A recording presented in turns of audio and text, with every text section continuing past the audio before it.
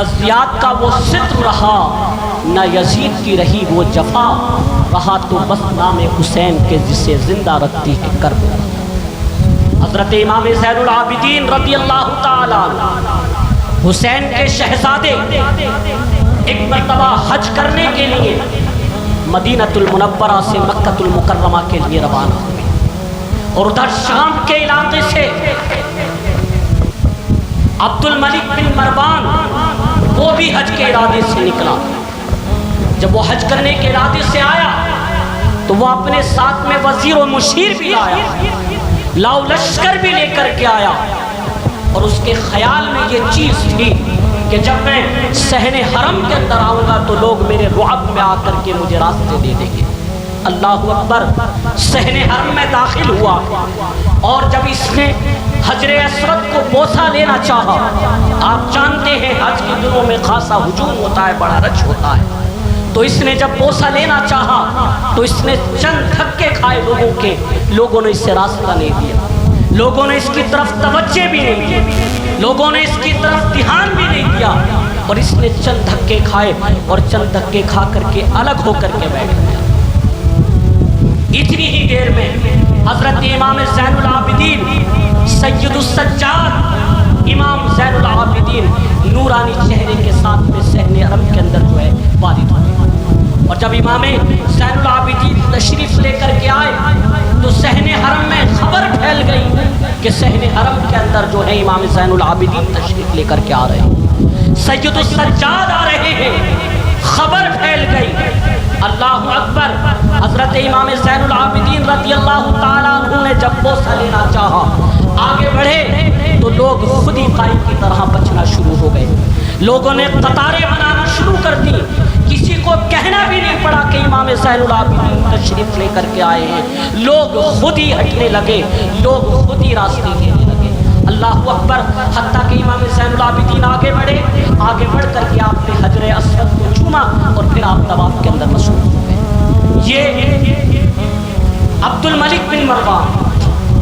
بادشاہ تھا نا، یہ آج دنیاوی بادشاہ کو دین کا بادشاہ اپنا نظارہ کرا رہا تھا۔ خواجہ غریب نواز رحمۃ اللہ علیہ نے ارشاد فرمایا تھا،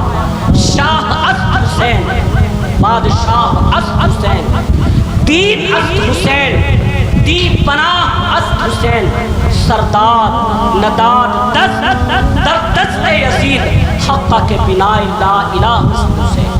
امام زین العابدین رضی اللہ تعالیٰ آج دنیاوی بادشاہ کو اپنا نظارہ کرا رہے ہیں۔ آپ آگے بڑھے، پھر طواف میں مصروف ہو گئے۔ اس نے حسد کے ساتھ اور جلن کے ساتھ میں اپنے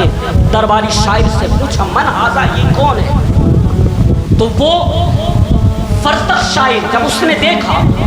کہ یہ امام زین العابدین رضی اللہ تعالیٰ عنہ کی توہین کر رہا ہے، تو اس سے نہیں گیا، تو اس نے وہیں فی البدی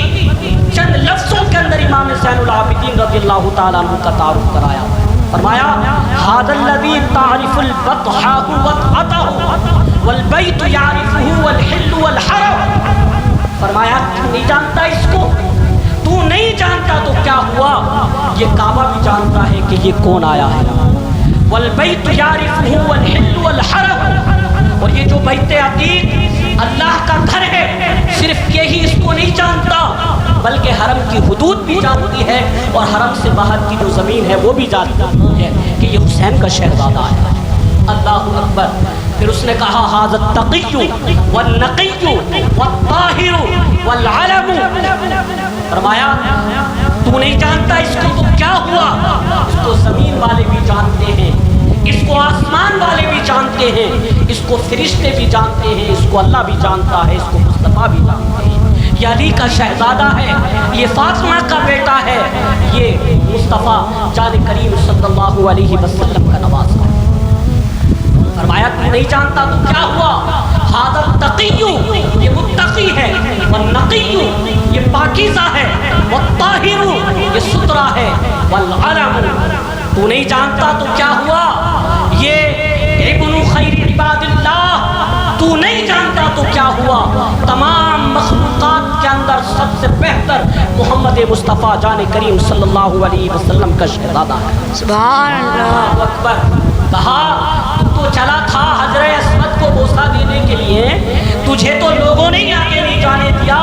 یہ زین العابدین ہے، عبادت والوں کی بھی جسے زینت کہا جاتا ہے، یہ اس حسین کا شہزادہ ہے۔ سبحان اللہ۔